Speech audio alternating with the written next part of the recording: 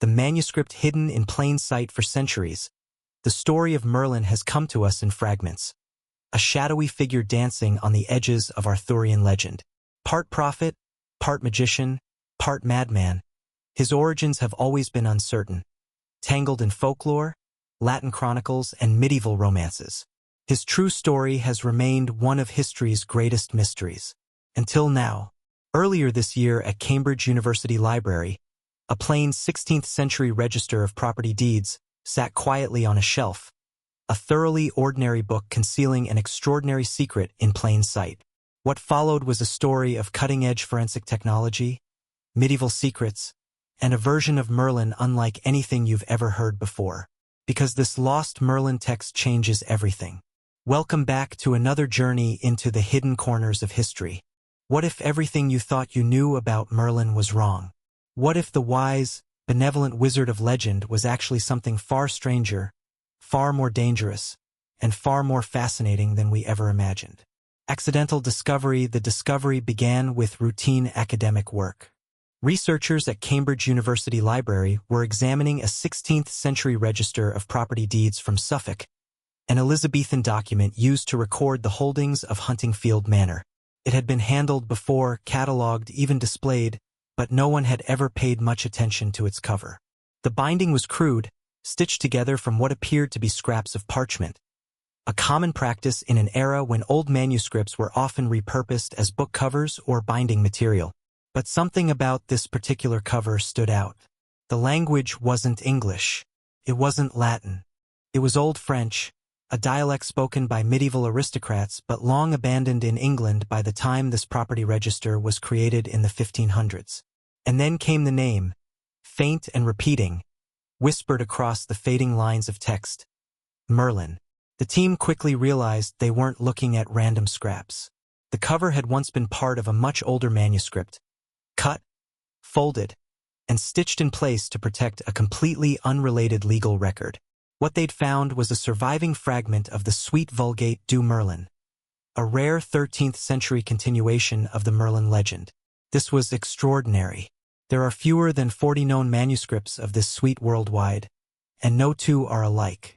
Each was painstakingly copied by hand centuries ago, making every fragment precious. This newly uncovered page, written between 1275 and 1315, placed it squarely in the golden age of medieval romance. But there was a critical problem. The fragment was delicate, torn, folded into creases so deep that attempting to unfold it physically could destroy it forever. In the past, scholars would have had no choice but to cut it free from the binding, potentially destroying precious evidence in the process. But this time, the Cambridge team took a revolutionary approach. They preserved the fragment in situ intact inside the book, and turned to technology never before used on an object like this. Using multispectral imaging, macro probe lenses, and even CT scanning, they virtually unfolded the parchment without ever disturbing its delicate fibers. It was a forensic triumph and a turning point in manuscript conservation. The techniques developed for this project could transform how we preserve the past, making it possible to read thousands of fragile texts that were once thought lost to time forever. And in March of this year, after 7 centuries of silence, the manuscript was finally read again. What it revealed was something very strange indeed. What emerged from the parchment was dreamlike, chaotic, and entirely unlike the noble wizard of modern Arthurian retellings. This was a Merlin steeped in medieval symbolism, strange transformations, and the shadows of demonic influence. In this version, Merlin appears as a blind harpist, drifting at the edges of Arthur's early reign, a figure of mystery and power who sees not with his eyes, but with supernatural vision. He eventually vanishes, only to reappear in a form that defies all expectation. A balding child who issues royal commands while wearing no underwear. Yes, really. The fragment portrays Merlin as a shapeshifter, a being who moves fluidly through forms, times, and roles. His shifting nature reflects his otherworldly origins, and serves as a reminder that he is not entirely bound by human laws or expectations. This strange child Merlin requests to carry Arthur's standard into battle. The king agrees, and it proves to be a wise decision. Merlin shows up on the battlefield with a fire-breathing dragon summoned through magical means, turning the tide of war in Arthur's favor through sheer supernatural spectacle.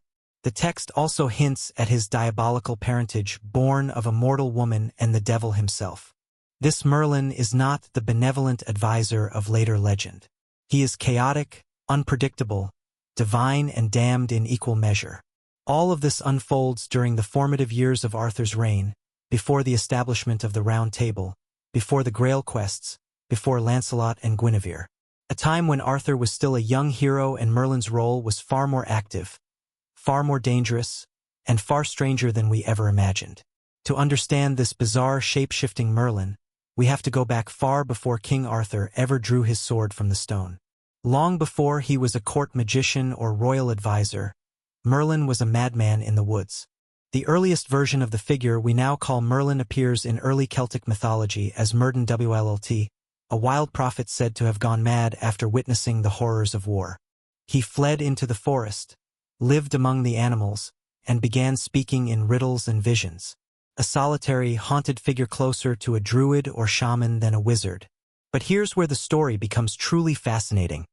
Some historians believe Merlin Wlt may have been based on a real person, a bard or warrior from 6th century Scotland who fought in the Battle of Arthurian, a documented historical conflict between rival Celtic kings. After the slaughter, this man is said to have gone mad with grief and retreated to the woods, where he lived in exile and was believed to possess second sight. His tale was passed down orally, embellished and rewritten over generations, eventually absorbed into Welsh poetry and folklore. The seed of Merlin's legend might have been real, and Merlin wasn't alone. His story closely echoes that of Lailochen, another wild man of the forest in medieval Scottish folklore, also said to have been driven mad by war, also speaking in prophetic riddles. In some tales, the two are even confused or merged, both becoming strange, otherworldly figures lingering at the edges of society. These wild men were feared, pitied, and revered in equal measure. They weren't seen as simply insane. They were touched by something deeper. In medieval thought, madness and prophecy often went hand in hand. The mad were sometimes considered blessed with divine sight, able to see truths hidden from ordinary minds. But centuries later, that wildness would be completely reshaped. In the 12th century, a Welsh cleric named Geoffrey of Monmouth compiled a work known as the Prophecies Merlini, the prophecies of Merlin. It claimed to reveal the visions of a powerful seer who could predict the fate of kingdoms and the destiny of Britain itself. But Geoffrey wasn't simply recording existing tales. He was fundamentally transforming them. He took the madman of the forest and turned him into a political prophet, a figure who could foresee invasions, royal betrayals, and future monarchs. In Geoffrey's Prophecies Merlini, Merlin predicts the coming of a great leader, the Boar of Cornwall, widely interpreted as King Arthur himself. Through these visions, Geoffrey transformed Merlin into a vessel for national myth, a figure used to prove a king's divine right to rule. The prophecies suggested that Britain's fate was foretold and that its rulers reigned by magical design. Medieval readers believed these prophecies were real. Some even cited them in political disputes and royal succession claims, treating Geoffrey's work not as fiction but as a sacred key to understanding the future of the nation. Crucially, Geoffrey never presented this as a work of fiction. He wrote in the style of a historian, blending real historical figures with prophecy and myth.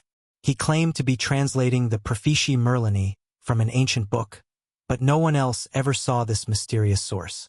This gave his work an air of authenticity that few questioned, and Geoffrey's writings became wildly influential. Later chroniclers began treating them as established history. Merlin was no longer just a character in folklore. He had become a figure of supposed historical fact, woven into the imagined past of the British Isles. But Geoffrey included one detail that earlier stories had not explored in depth. Merlin's father was a demon, specifically, an incubus. His mother was a chaste mortal woman, and their supernatural union produced a child with knowledge no human should possess. This wasn't just added for shock value. It was a brilliant theological solution to a medieval problem. After Christianity took hold across Europe, supernatural abilities became a serious theological issue. If someone could see the future, perform magic, or command spirits, that power had to come from somewhere acceptable.